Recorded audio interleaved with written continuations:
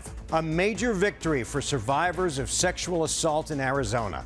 A new law just signed by the governor mandates that all incoming rape kits will now have to be processed within 15 days. This marks a huge step forward for trying to get a handle on a tremendous backlog of untested kits. That's right. Last year, several thousand of the kits were left waiting to be processed.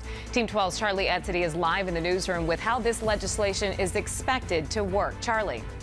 Well, Caribe, this new law was signed by Governor Doug Ducey on Tuesday. That's actually the same day Phoenix police revealed one of their backlog kits from 1985 actually had a DNA match to Mark Goudeau, also known as the Baseline Killer. Now, Phoenix police said the woman involved in that case was able to get some closure, something the sponsor of this bill is hoping can happen for others. House Bill 2268 mandates all rape kits submitted in the state of Arizona must be processed in a lab within 15 days. I'm very proud of this legislation. It's a very important win for Arizona victims and women of sexual assault. The legislation passed unanimously in the House and Senate and mandates a healthcare facility must notify law enforcement within 24 hours of performing a kit, which is an examination of a victim of rape or sexual assault for the purpose of collecting evidence.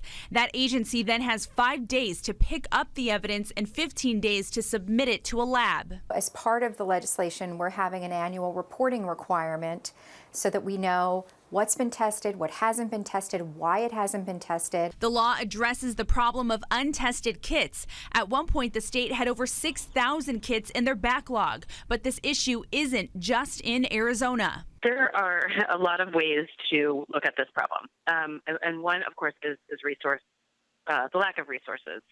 That it costs money to test a kit. The Joyful Heart Foundation advocates on behalf of sexual assault survivors and points to funding as a major issue in chipping away at the backlog in spite of strong legislation. Their experts have observed this trend in other states. It's kind of a patchwork quilt out there, and I think a lot of states are just going to start, they're starting to implement, and it's going to be a while before we can really tell which laws are really the best.